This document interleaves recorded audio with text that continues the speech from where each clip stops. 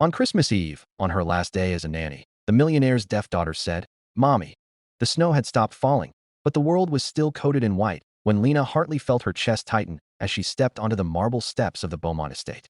It was Christmas Eve, the sky pale and soft, and yet inside her heart, everything felt heavy and painfully loud. Today was her last day working as a nanny for the billionaire investor Rowan Beaumont's 8-year-old deaf daughter, Amira.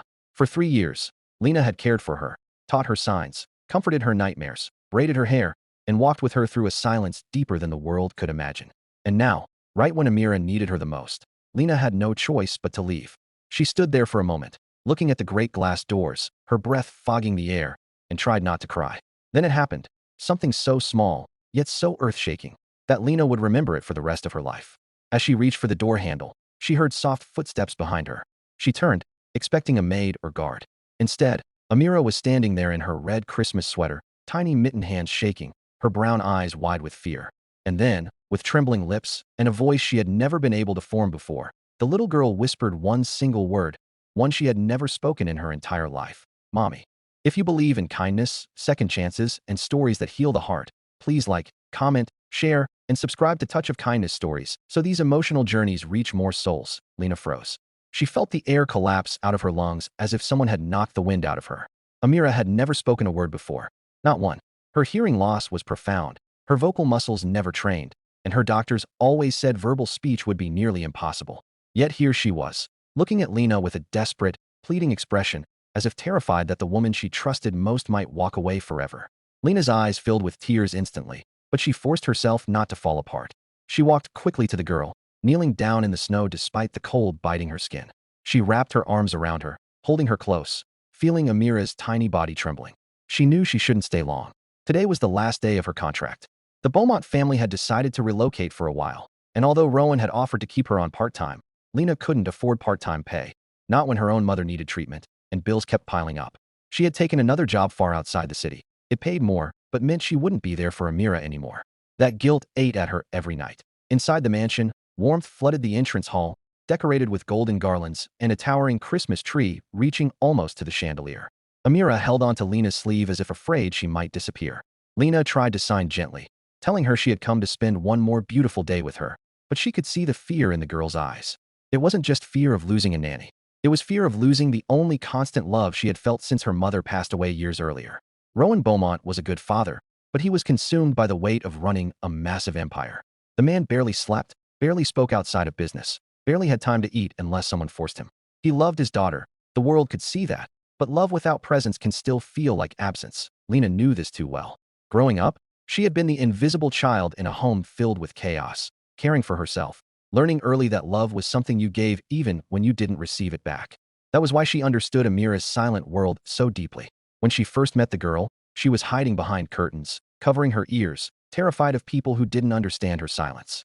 Slowly, step by step, Lena became the one person who could enter that world without shattering it in the living room. Sunlight poured through tall windows, illuminating dust specks that danced like glitter in the air. Christmas music hummed softly from a speaker, though Amira couldn't hear it. Lena had always believed music could be felt in the heart, even when unheard.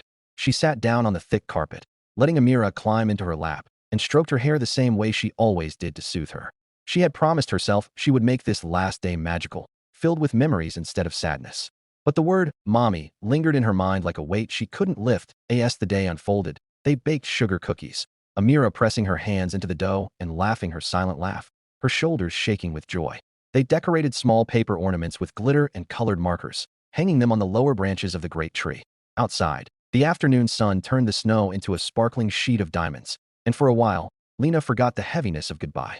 But the moment returned when she caught Amira staring at her with that same trembling fear. At lunchtime, Rowan finally appeared. Tall, elegantly dressed, even on a holiday, but carrying exhaustion in every line of his face. He thanked Lena for the day and apologized for being caught up in work calls. He spoke to her politely, almost distantly, but with deep sincerity. Lena nodded, avoiding his eyes. She knew he respected her.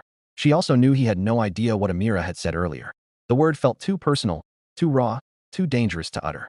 She didn't want to burden him with guilt, and she didn't want to break down in front of him. The afternoon was peaceful until the sun began sinking earlier than usual, casting golden streaks across the mansion's floors. That was when Rowan approached her again, this time with a softer expression. He told her he had noticed how withdrawn Amira had been the past week, how she clung to Lena every time he entered the room. He admitted he feared what losing her would do to his daughter. Lena listened quietly, hands folded, heart cracking. She could stay, she wanted to, but she couldn't survive on hope alone. Her mother's condition required expensive medication and weekly visits. She needed security. She needed income she could rely on. When Amira suddenly came running into the room, carrying the red scarf Lena had knitted for her last Christmas, Rowan paused mid-sentence.